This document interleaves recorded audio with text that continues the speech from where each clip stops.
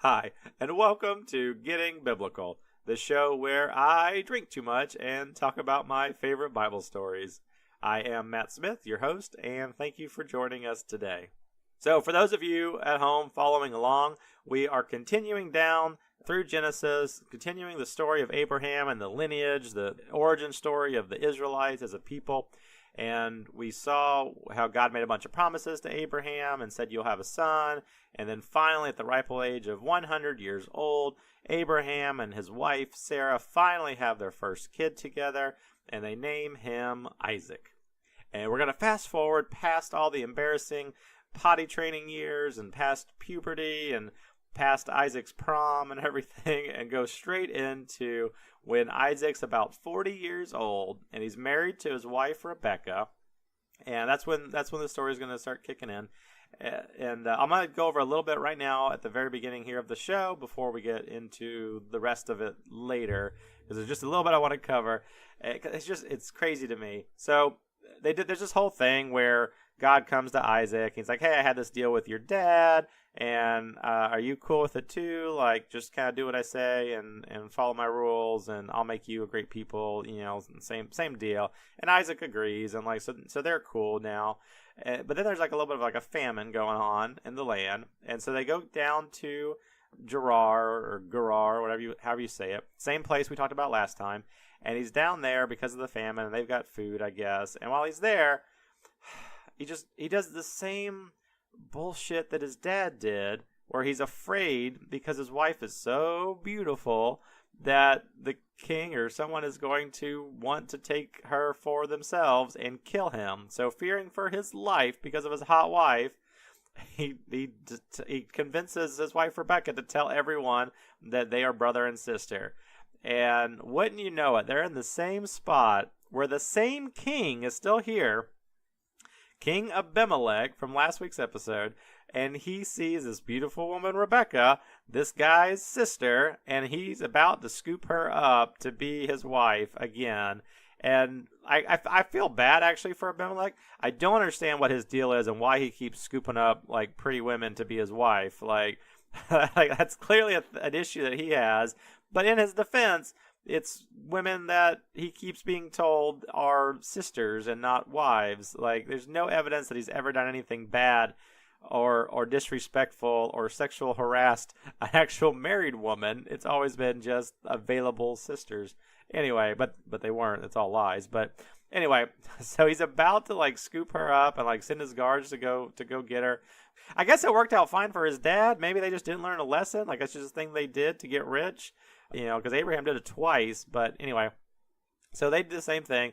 And just before poor King Abimelech is about to scoop her up and marry her, he kind of like catches them behind a building or whatever, something, caressing, like, I don't know, like kind of like putting his arms on her where a brother normally wouldn't do so. And King Abimelech like loses his shit and is like, you are not touching her the right way that a brother and sister should be doing that. Like, what is up? And then he finds out, like, oh, he's actually Abraham's son. And he's like, what is up with your family? What is this? What is going on with you guys? You're all a bunch of weirdos. Stop telling people that you're related. Just say that you're married. It's okay. And he's like Abimelech's like, what if someone tried to sleep with her? And what if God killed them? Because firsthand experience, like, that's what happens. He's like, no, stop it. And and Isaac's like, oh, I was afraid y'all would kill me because she's so pretty. And I'm like, just like, get over it. Like, stop. Like, Jesus Christ, man, what are you doing?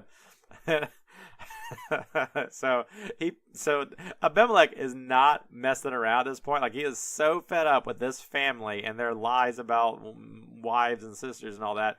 He puts out a decree. He puts out a law in all the land that says if anybody anywhere tries to touch or have sex with someone from this tribe's like wife or whatever, that person will be put to death. Like, Abimelech is being super proactive in this, and he's like, there, see, now it's a law. No one can touch you or your wife, or they will die. I will kill them myself, or have them killed myself, whatever. Like, it's a decree. So now can you stop with the shit? Like, this is we're 3 weeks now, 3 stories, to one guy, and then the second generation of like having this lie, and it's just bananas to me. That like, it's just ridiculous. But anyway, but first, let's talk about what I'm drinking.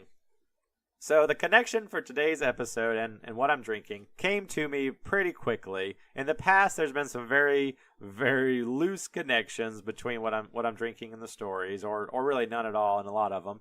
But this one was kind of a no-brainer, at least in names. It'll make more sense later. So for today, I am drinking a Jim Beam product, which makes Jim Beam now the only brand to have appeared on the show twice. However, I'm not drinking, so congratulations to them, but I'm not drinking their regular Jim Beam bourbon that I've had before. Today, we're drinking their Red Stag line, their product. And Jim Beam Red Stag is in their flavored line of whiskeys, which are all the rage right now, especially with products like Fireball out there, much to my chagrin. And there's honey products. Crown has been doing like a whole bunch of stuff. Even Jim Beam also has like a vanilla that I've had before. And there's a whole bunch of like the quote unquote the flavored whiskeys is all big right now. But Red Stag is, I think, one of the first ones that they did. And it is a black cherry flavored whiskey that is technically a liqueur. They have to, I think, define it differently than regular bourbon or whiskey. It's a liqueur. They don't call it like a whiskey or bourbon with those flavors. They call it, actually, this one's a black cherry liqueur infused with Kentucky straight bourbon or whatever. But it's they have to name it a little bit differently just based on what's in the bottle. So there's a distinction right there. So, and because of that distinction, the purist in me always has a little bit of trouble with these flavored whiskeys, because I don't want a different product. I don't know, it makes it sound like it's something else that they put some bourbon into to make it, rather than having the bourbon as like the base that then you add a little bit of extra flavoring to. But I don't know, I have to research and figure out what the different semantics are, because everyone does it. It's not just them. Like every brand that does it, they'll have their flagship line, which is a straight up a whiskey or a bourbon or whatever, but then like, the flavored ones, they have to switch all the wording around and make it something different. So like I said, the purist in me always kind of like has a little bit of an issue with this idea. However, I am a huge fan of all things cherry. Cherries are hands down my favorite fruit, or artificial flavoring, or whatever you want to call it. Fresh, ripe cherries I'm into. Maraschino cherries, cherry Jolly Ranchers, cherry Kool-Aid, cherry cough syrup, like you name it, I am into it. I definitely once even broke up with a girl because she just didn't like cherry things. I can't even. I don't understand it. I don't get it. So I love cherry stuff, and this is one of my favorites because it's the combination of the two things that I love is the cherry flavoring along with the bourbon whiskey. So that being said, the Red Stag, it's not the most complex of whiskeys. I can't really drink it straight or neat or on the rocks. It's way too sweet for that. But I do really, really like it when I mix it with other stuff. If you've caught wind on the show, I don't drink sodas usually. I don't drink sodas really at all, and I don't ever have a desire to mix my precious whiskeys or anything with soda products, except for this one, because it's too sweet by itself, in my opinion. But you mix it with some stuff like ginger ale, or if you get like a tart lemonade and mix it with that, it has a really great finish on there. So there's definitely like ways to drink this that I'm a huge fan of, and I do like this one. I've had it before. 7-Up you could do too. There's other different versions with different cherry flavored brands out there, but I like all that stuff. So it's not, it's not like a Lagavulin where I just like can pour it out straight from the bottle to my glass and just sip it and just enjoy it for what it is. This one needs another component to it for me to really get into it. Otherwise, I have, in preparation for this show, I drank a couple of them just just to get things started. And I drank them first with neat and then with ice, and I definitely can't do that for very long, which is probably a good thing. It cuts me off more so than when I'm just drinking regular stuff. Regular whiskey, I could pretty much just drink forever until I pass out. Not that I would ever do that, of course. I'm just saying. But this one's too sweet and definitely hits hard, like in my throat, or just like after a little while, you're just like, oh, like I need some water, but for mixing, it's fantastic, and that's why I highly recommend it. So, anyway, I think the name Red Stag is gonna be pretty apparent later on as we get into it, for a couple different reasons. It's a double play on words, but that's what we're drinking today, and I highly recommend it. All right, so where were we? So at the age of 40 years old, Isaac finally gets married. He's married to his wife, Rebecca, and I don't quite know for how long, if it was like the story just kind of picks up at 40. I don't know if they've been married for a while or if it was 20 years after that, but it says that she was barren for 20 years. She could not have children for 20 years of them trying. But God ended up helping them finally get pregnant, just as he had done with Abraham and Sarah.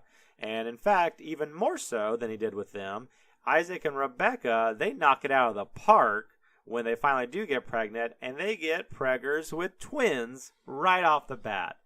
But the pregnancy wasn't super easy. Also, the fact that they had twins was a little bit of a spoiler, and I maybe should have saved it, because they didn't have ultrasounds and things back then. They just you were either not pregnant or then you were pregnant one day, and they start noticing the belly grow and things, and she doesn't know what's happening. She doesn't know she has twins, and she's got a lot of pain going on with the pregnancy. So she even cries out to God one day, and she's like, "Am I dying? Are what's happening? Are there complications with the pregnancy?" She's legit scared, not sure what's going on. And I get it. I feel it. You don't have modern medicine. You don't know what's happening. If you're in pain all the time, something feels wrong, right? So she prays to God, and God comes and he talks to her, and he assures her that she would live, and he tells her there are two great nations fighting in her womb. That's when she found out she had twins, I guess. What a it's not quite like a gender reveal party or whatever, but to find out that you're having twins and twin boys or whatever, when God just comes out and says, "Hey, by the way, you got two nations fighting in your womb right there." That's a pretty big deal. So, but he says that these twins, even as fetuses, they're fighting tooth and nail inside of her, and that's why she's in so much pain. And so she's kind of happy that everything is okay. She kind of wishes they would chill out a little bit, but whatever. She got her own little prophecy, which is cool.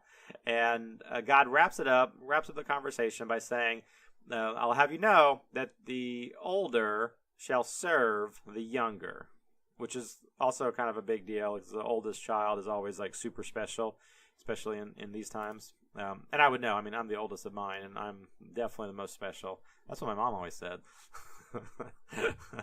So anyway, so the time came to pass that Rebecca went into childbirth, right? And the first baby comes out, and the boy is covered head to toe in thick red hair, just the hairiest, reddest baby you've ever seen.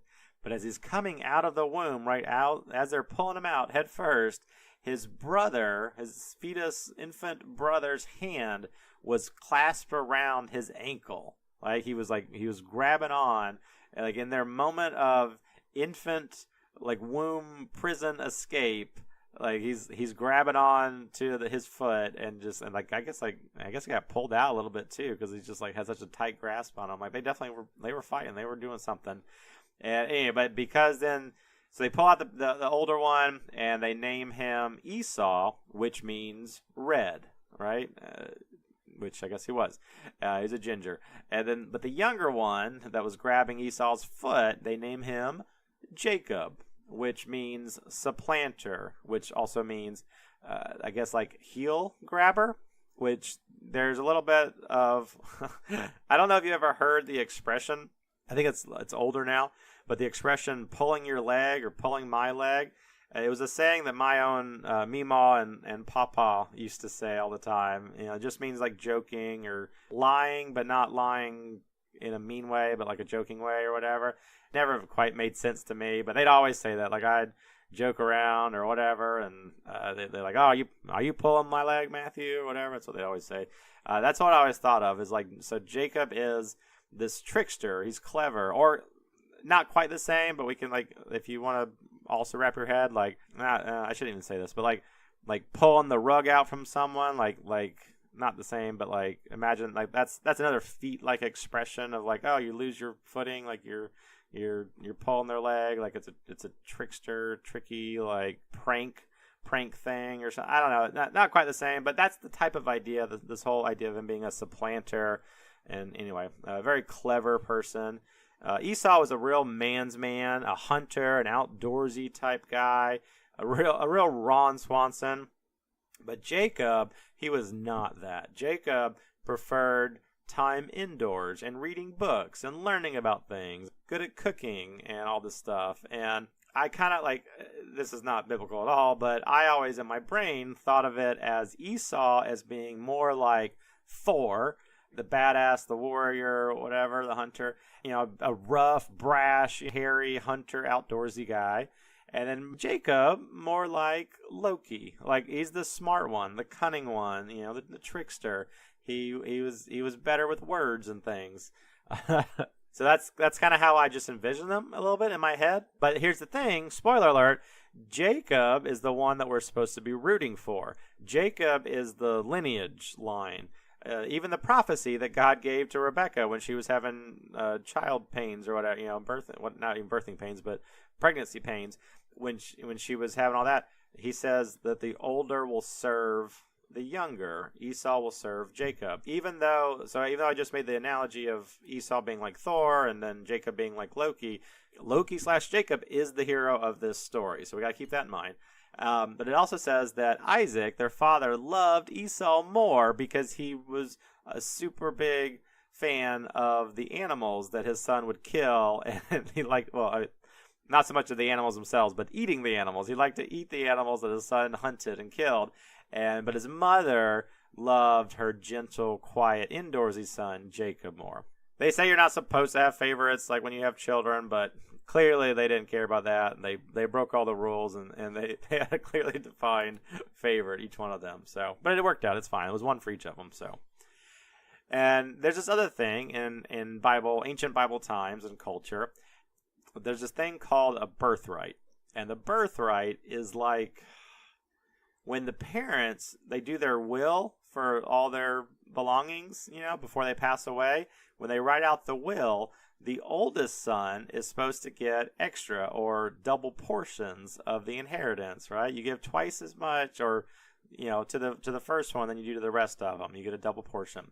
My dad used to say that it was really just a fair policy in the Bible, probably one of the most fair in the Bible, because young parents, when they have their first child, they have absolutely no idea what they're doing or how to raise a human being, and they probably mess it up and they screw the kid up, and results in years of therapy and whatever. And in order to help compensate for that, it's only natural that the oldest one would get a double portion, because the rest of the kids, they had some time to practice, right? The first baby is the guinea pig that they screw up, and the rest of them, like, they have a better chance of turning out okay. So the oldest one gets a double portion to help compensate for being the guinea pig of the family. And that's what my dad used to say. And I mean, whatever. I'm the oldest child of my family, and just look at me. I mean, he's clearly wrong. He's clearly not wrong. However you want to play it. I definitely need therapy, but whatever. Anyway, so one day, as the boys were growing up, Esau was out hunting all day in the woods, doing his thing, and Jacob was at home making some stew, right? Let's make some soup.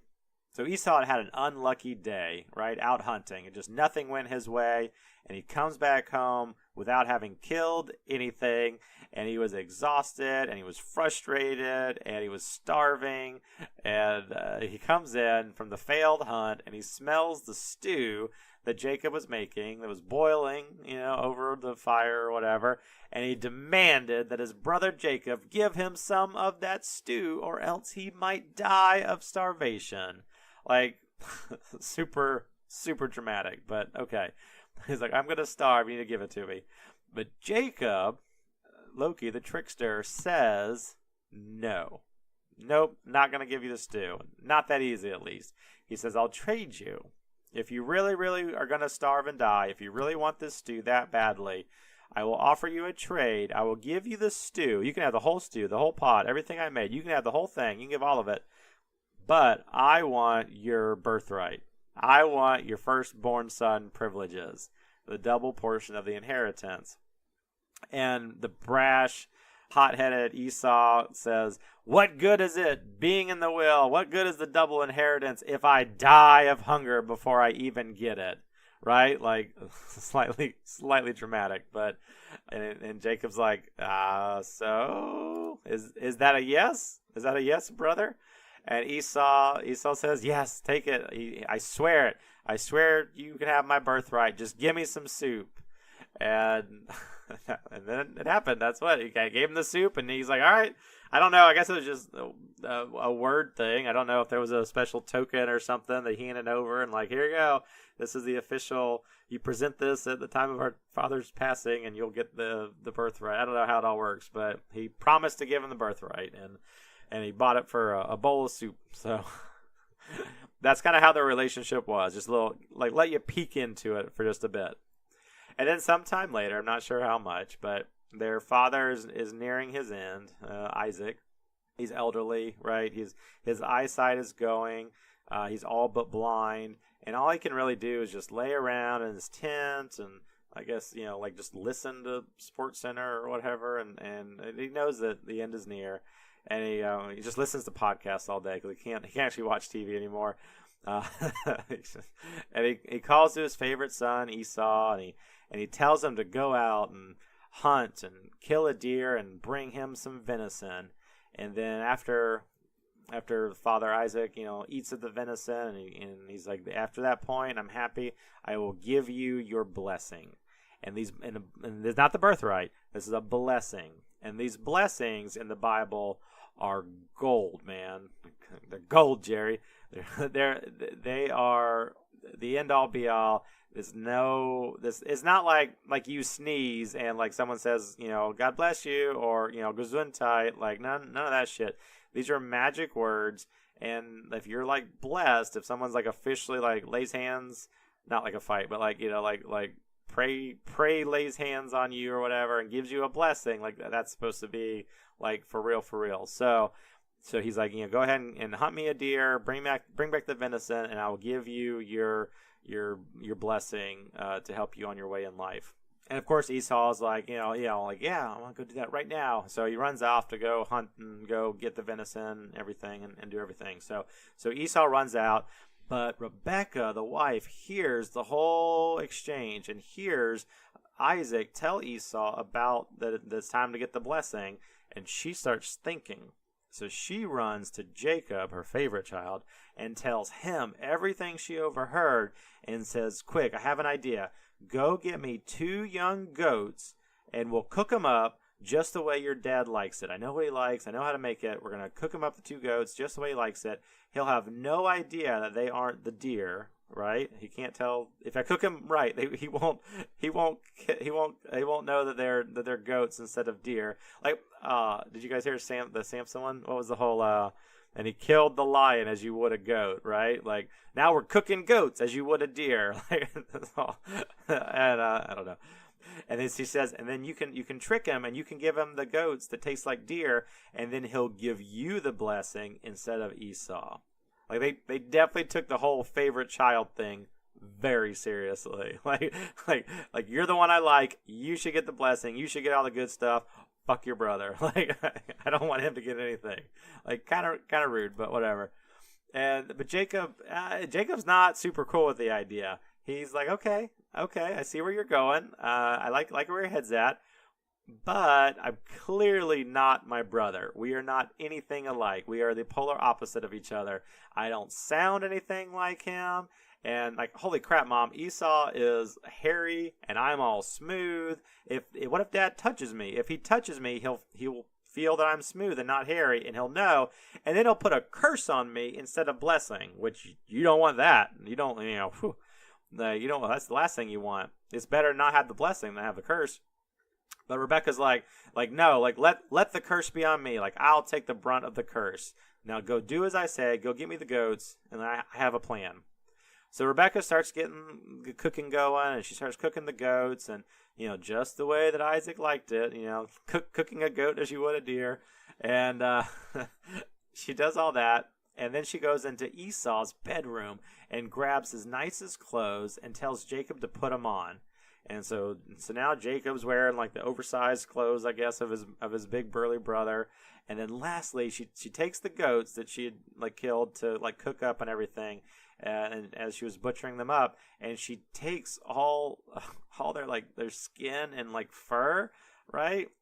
Like I guess as she skinned them before she butchered them, she takes their skin and fur and like glues them all over Jacob's body, like just like on his arms and on his neck and all this place. So he's got just like this like skin and hair of the goats like on his body parts that aren't covered by his brother Esau's coats and jackets and whatever and stuff. And so like, yeah, with the whole idea being that if Esau or if Isaac touches him, he's gonna feel this goat hair on his arms and be like, oh yeah, that's my hairy son Esau. Like, it checks out.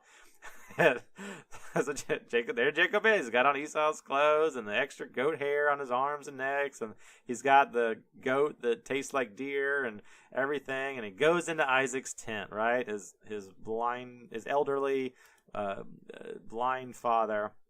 And Isaac hears him comes in, and Isaac says, like, who's there? Who's here?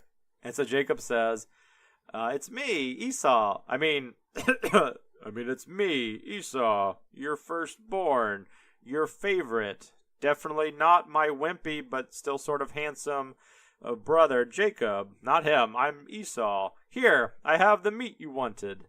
And Isaac says, but you just left. You just went hunting. Hunting takes longer than that. And then Jacob, pretending to be Esau, says, oh, well, God delivered the deer to me so that I may bring it to you faster. Surely we are blessed by God. And Isaac's all like, oh, yeah, that checks out. I get it. And Isaac's like, yeah, that checks out. Okay.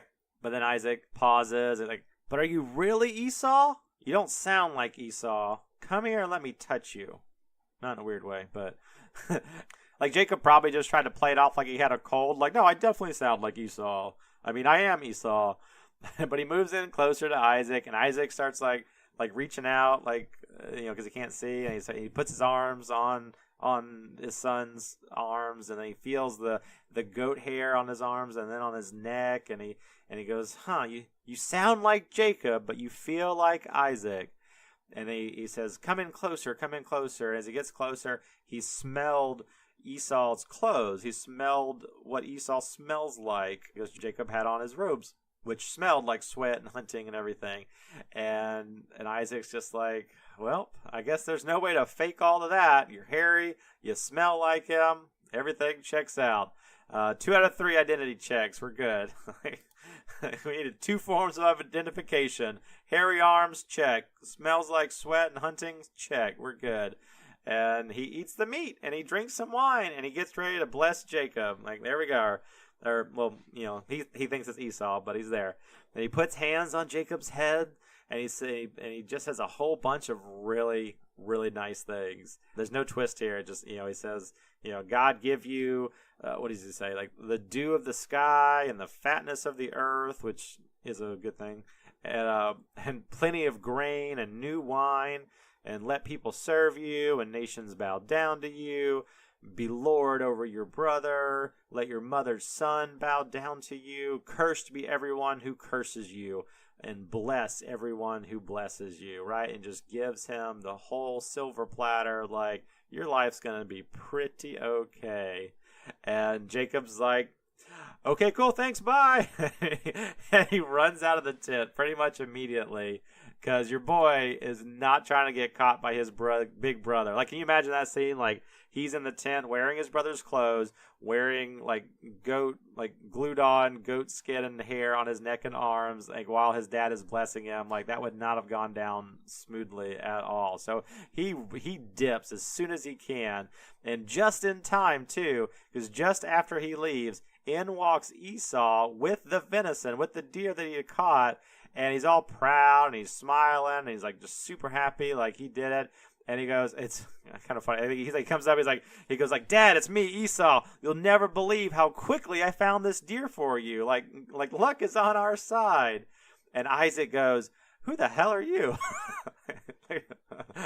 like, like new phone. Who dis? I just gave a blessing to someone, and Esau doesn't understand what's happening. He's like, it's me, your favorite son, Esau. Like, I'm here with the food that you just had requested for me to go get, so I get a blessing. And then Isaac puts it all together, and then old man Isaac realized that he had been had, and he starts crying, and he tells Esau that he's so sorry, and he says that Jacob tricked him, and that Isaac sort of kind of a little bit accidentally gave all of Esau's blessings to his brother Jacob, his dick of a brother Jacob, trickster Loki Jacob. And Esau falls on the floor crying, like big, rugged, hairy ginger of a man, just falls on the floor crying. Very dramatic, and tears rolling down his face as he wails, and he clutches his father's robes, and he screams, and he says, "Bless me too, Father, bless me too. You can do that, right? Surely you still have words to say. Just give me a blessing. They're free. Just give me a free blessing. It's like, just tell me something. Give me something." And Isaac shakes his head, and he's crying, and he says, "No, I mean, you're my favorite, but Jacob really tricked me. I gave him all the best blessings. I gave him all the good stuff, everything I could think of. I gave to him. I blessed him that he would always be better than you, and he would be richer than you, and that you would work for him a little bit. Like, I kind of gave him everything." And Esau is distraught. Esau is a mess. And he's like, first he tricks me when I was dying of starvation, and he gets my birthright for a thing of soup. And now my blessing also. He tricks my father into giving him my blessing. I lost my birthright and my blessing. He goes, "Curse you, Jacob. Is there really nothing left, Father? There's nothing you can give me, nothing you can say?" And so I guess Isaac thinks for a second, and he puts his brain to work. And he's like, "All right." And he says, "I'll give you a blessing." And it is the most paltry, the consolation prize magic blessing that I've ever heard. And he basically just says, "Esau, here's the deal. Here's the blessing. Like you're gonna have a really hard life. You're gonna live by the sword. It's not gonna be easy. It's not gonna be silver platter life. You will have to be a servant under your brother, because that was the blessing I gave. But with this, this new blessing, right? This new addendum, right? The amendment to the blessing. He says, eventually you will get out from under him, and you will stop being his servant, and then you will be your own nation." He's like, "That's the best I got. That's all I can do." And Esau was mad. He was so mad, and he told himself out loud, I think, he under his breath or something, he goes, "As soon as father dies, as soon as dad passes away, as soon as we're done mourning his death, as soon as the funeral's over, mark my words, I will kill my brother Jacob." Right? He is not happy. And luckily, though, some servants or whatever overheard Esau's threat, and they told the mom, Rebecca, who then told Jacob about it, and she tells him that you need to get the fuck out. You have to go. She tells him, "Go live with it's her brother Laban, so it's Jacob's uncle. Go live with Laban and stay there for just a few days until Esau calms down and he stops wanting to kill Jacob." And she says, "Don't worry, it won't be for a long time. As soon as Esau is chill, then I'll send a messenger for you, and you can come back home." Right? Just go, disappear for a little while, ride out the storm, and then we'll be okay. So Jacob's like, "Okay, I guess that makes sense." And then, so here's what's kind of weird. Jacob doesn't immediately leave in the middle of the night or anything. He doesn't disappear. They actually, Jacob and Rebecca, his mom Rebecca, they go talk to Isaac. And Isaac doesn't get mad, doesn't reprimand Jacob or anything, but he confirms what Rebecca had said. And he's like, "There is no way your brother is not going to kill you as soon as I'm dead. You definitely need to go." Isaac didn't do any kind of let me handle this, or let me talk him down, or let me try to work out the situation. Don't do anything drastic just yet. Let me see what I can do. No, Isaac's like, "Yep, you gots to go. Your brother will definitely kill you. You are a dead man walking unless you leave." So he sends Jacob off to go live with his uncle Laban. And he says, "Go live with your uncle. Go in peace. and to carry the blessing of Abraham with him, right? The lineage, the blessing, right? And then he tells him to when he gets over there and when he's in Laban's territory, to take a wife and everything and make him proud and be a man and whatever and all that kind of stuff. So Jacob runs off. Jacob leaves and then runs off to go live with his uncle Laban so that his brother doesn't kill him because he's super, super mad at him. And that's about where we're going to end the story. We're going to pick up where Jacob connects with his uncle Laban and everything that goes with that next time. And that's super interesting also. But I want to pause real quick right here. There's a little bit of a side theory that I want to talk about. And I don't know if anyone else agrees with this or whatever, but it's not a theory that I've really heard much of before. But a theory that I personally have is like, it goes like this. So I think that Isaac knew that the promise with God, the lineage, the Abraham lineage, right? The mortgage that was signed, the covenant was supposed to flow through, and based on the prophecy that God gave to Rebekah when she was pregnant with the twins about the older would serve the younger. I think that Isaac knew that Jacob, even though he liked Esau more, right? That was his favorite son. He still knew that Jacob was supposed to be the one. So I kind of think that, and maybe this ruins the story. I don't know. Maybe it was just great the way it was. I probably shouldn't even talk about this, but I kind of just don't think that Isaac would have been fooled by this. And I think that he was playing along. Like, I think he conspired with his wife. Like, they're the ultimate tricksters. They tricked the sons into thinking that they were being tricked, right? Like it was a double con. No, that doesn't make sense. But like Isaac wasn't fooled. He knew it was Jacob the whole time, and I don't know. I think it was planned. I think it was part of it because that's how they knew what it was supposed to be. Because who would be confused by goat hair on arms? Like goat hair. Have you ever touched a goat? Goat hair is so weird, and it's not like any human being's hair I've ever felt before. It's kind of like rough and it's coarse and it's weird and it's different. And I don't like goats. I don't know if I said that before. We've had a few goats before. Goats are weird animals, man. They're pretty annoying. Their eyes are so weird. Have you ever looked at a goat's eyes? Anyway, they're pretty gross. Anyway, but it's a whole different conversation. And he killed the lion as you would a goat. But anyway, goats are weird. I think Isaac was hip to it the whole time, and it was all planned, and that was how it was supposed to go down. But that's just a theory, a Bible theory. That's the story of Esau, sort of kind of like Thor, and Jacob, sort of kind of like Loki, and all the tricks that he did, and how he got the birthright from some soup, and then stole the blessing out from under his brother Esau.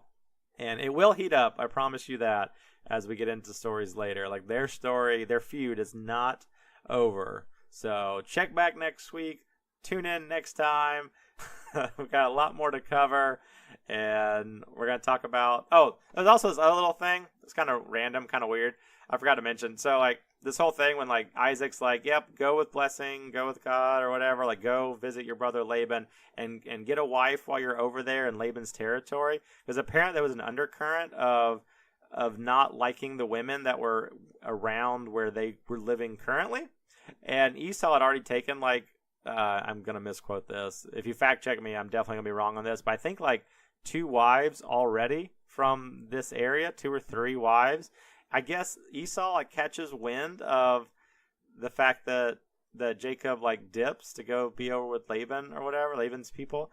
And Esau gets, really, butthurt that he finds out that his dad wants his brother to go marry a good girl from Laban's territory and not one of the hoes from around where they live.